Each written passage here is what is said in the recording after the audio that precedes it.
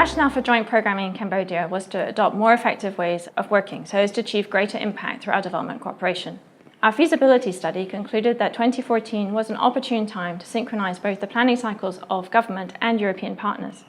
And on that basis, we prepared our joint European strategy for the period 2014-2018 with 4 key building blocks. Firstly, alignment between our support and the Cambodian development priorities. Secondly, a defined division of labor building on existing aid coordination structures. Thirdly, our indicative financial contributions over the period. And lastly, a results matrix to help us monitor collective impact. Our joint strategy recognizes that development needs to be country-led with an overall focus on poverty reduction and sustainable development. It also recognizes that European partners have a core set of principles that we promote, such as gender equity and democratic values, and that we also work with a range of partners, including civil society and the private sector. After 3 years of implementation and of experiencing joint programming, I must say I'm a real supporter of the process. Joint programming has really helped to better understand how we as individual European partners work, about our procedures, about our approaches, and it has also helped to develop a joint vision of what we as a group want to achieve in this country. And this leads me to to a very important lesson learned for us as a group. That is that the process of developing a joint European country strategy on development cooperation in Cambodia is as important as the final document, the strategy itself. The joint programming process has been useful in creating a shared understanding amongst all participating European partners of the development context in Cambodia. It has also been a useful tool for jointly assessing progress and challenges relating to our development cooperation. Another important achievement, I think, is that the joint programming process has helped increase policy coherence amongst European partners and across policy areas.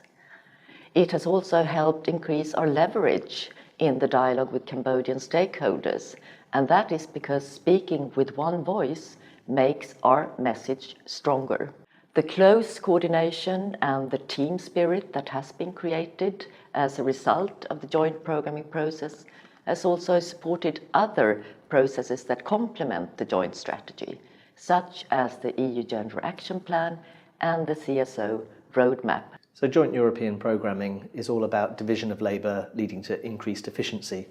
European development partners don't work in silos. We each have our areas of technical expertise and competence. The working together, the joint strategy, enables one development partner to take the lead with the relevant Cambodian line ministry.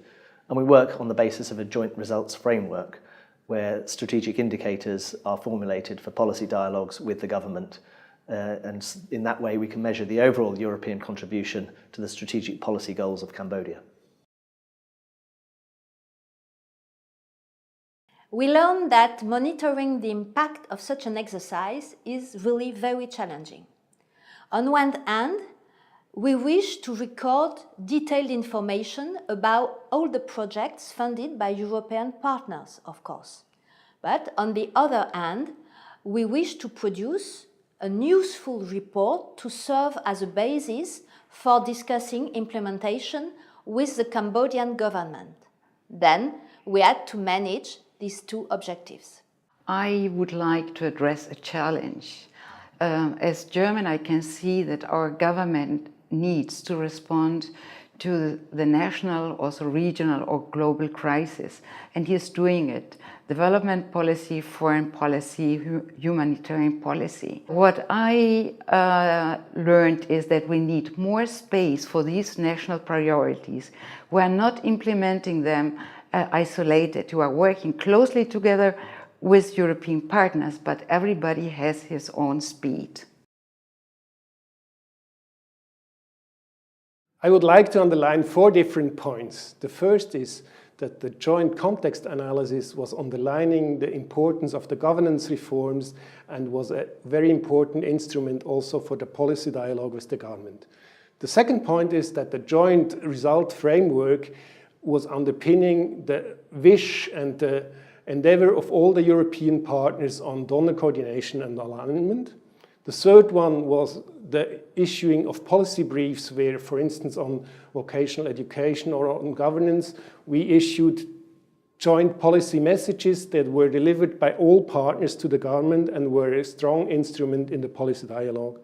And the fourth part is the joint monitoring report, which was consulted with the government and the civil society, and which brought up key issues that we would like to address in the future. Earlier this year, we reviewed the progress that's been made in implementing the joint programme.